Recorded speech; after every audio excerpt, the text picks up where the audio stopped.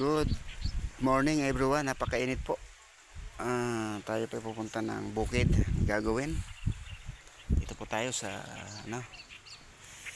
puntang bukid. Napakainit. Meron tayong tatrabahuhin. May tatrabahuhin na importante. Ayun. So grabe, napaka-init po ng panahon. Talagang may na yan ang resistensya mo, hindi tatagal.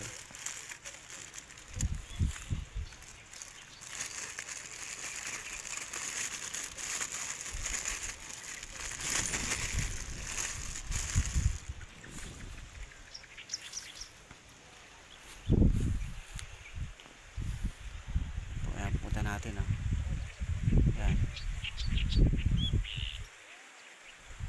punta natin yan. Yan, napakainit po yan, grabe init.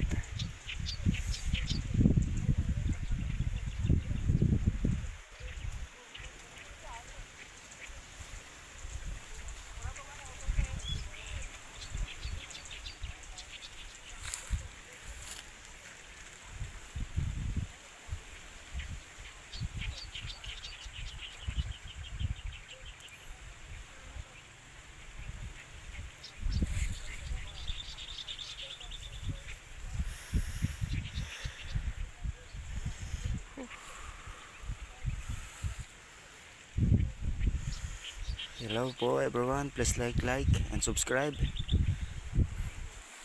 Like po ang aking video ito, mga kamahal-mahalan. Meron tayong gagawin sa aking kubo, papantay kaparangan po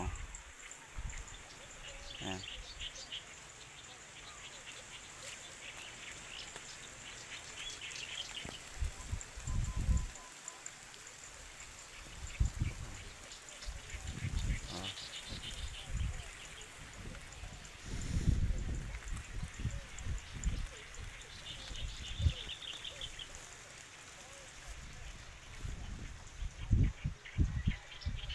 Ganda.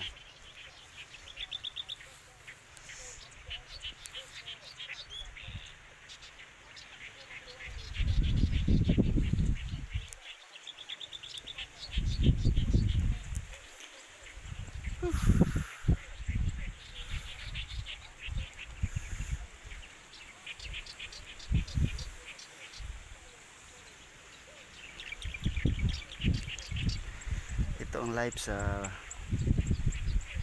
Pilipinas, tahimik.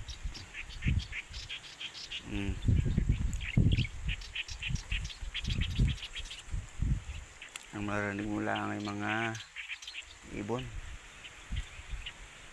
mga ibon-ibon na yan.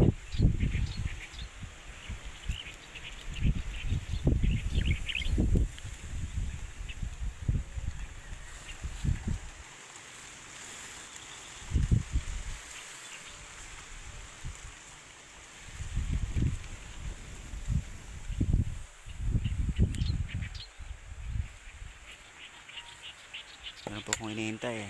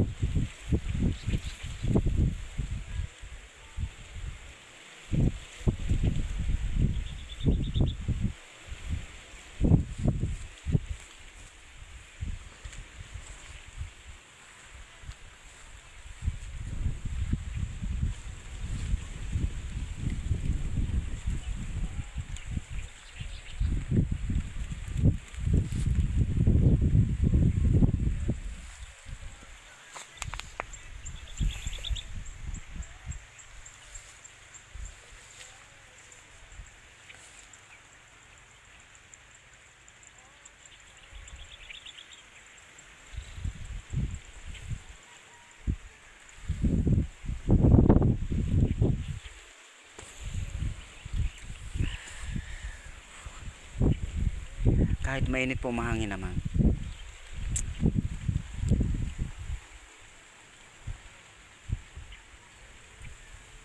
Kalmante ang ating isipan pag nasa ganito. Kahit ito ang Pilipinas, napaka ano ko lang, basta kontento ang tao dito sa Pilipinas, okay na ang buhay dito. So sa ibang bansa,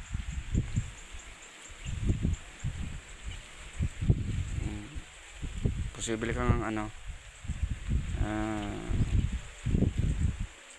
masinso sa 10 siguro, mga 5-6 man asinso, kaya walang pahinga.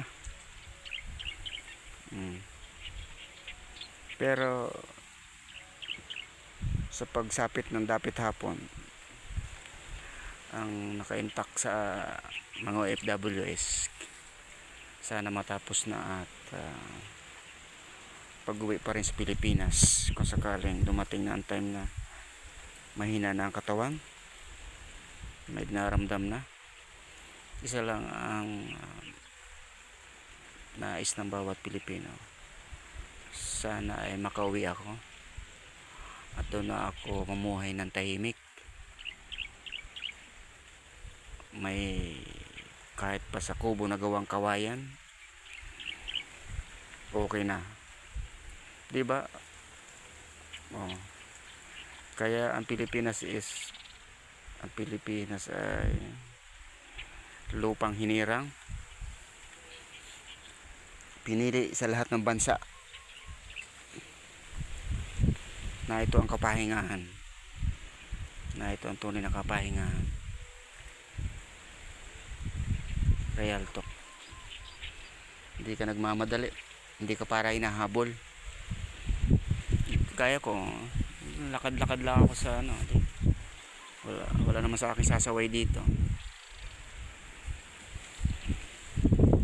Kaya lang ang naging mindset ng ilan ay kung ano mga negatibo, so nagkakalat pa ng mga masamang imahe sa halip na positibo at magbibigay inspirasyon sa mga Pinoy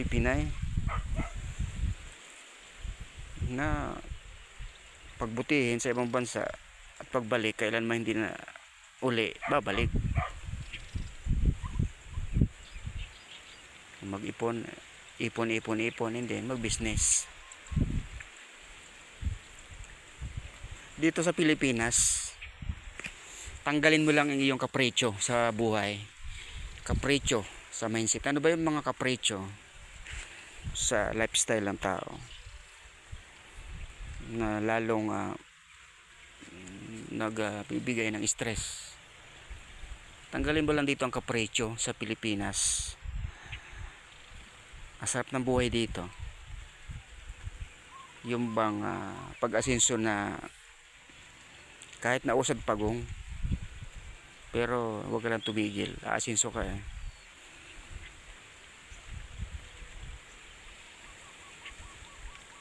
ganon.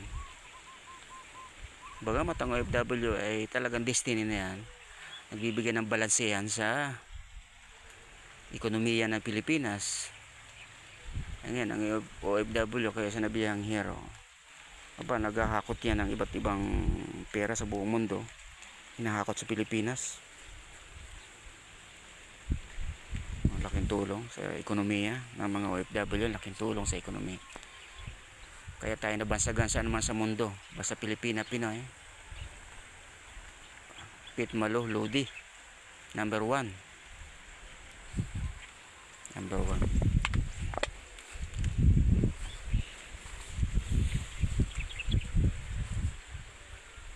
Kaya yung mga sa Facebook na may babasa akong comment sa pagka-Pilipino sa bansang kanyang sinilangan, mga negatibong komento, nagsasabi pang magulo, etc. pamamalakad sa gobyerno,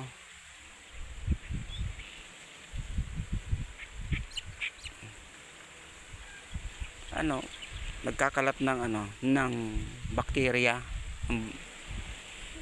Nagkakalat ng bakterya ang mindset, ang dila, nagkakalat ng bakterya. Parang isang gangrena, nangahawa ng negatibong mindset. Huwag yun, nangahawa. Bakit po sinabing nangahawa? Yung mga salitang hindi dapat marinig ng mga kabataan patungkol sa iyong identity, iyong bansang sinilangan, o na napaganda lang ang trabaho dyan sa ibang bansa, parang hindi nayayapak sa kanyang lupang tinubuan. Nasa huling hininga naman, ang hahanapin mo pa rin ay ito, perlas ng silanganan, ang lupang hinirang.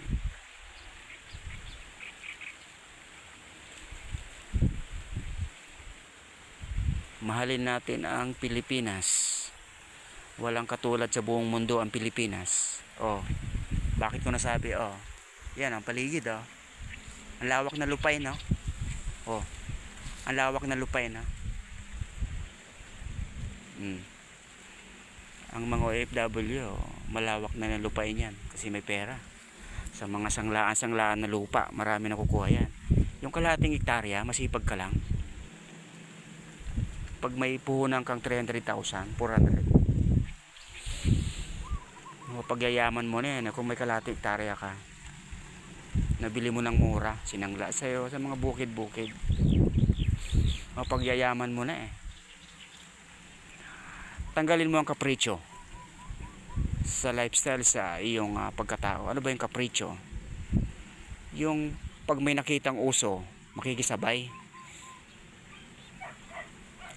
Ay kung ang uso ay halagang tig 15,000, 30,000, makikiuso na. Tanggalin na po yan. Pero karamihan ngayon tinatanggal na yan eh. Gawa ng dami ng pagsubok ng mga Pilipino, pandemic, gera, etc. Yan po. Maraming salamat po sa mga subscriber at sa mga nag-like, salamat po. Yan.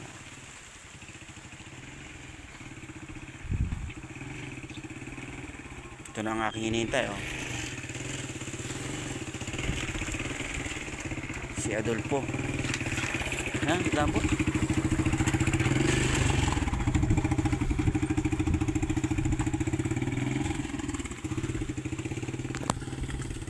Ay, gagawa na ng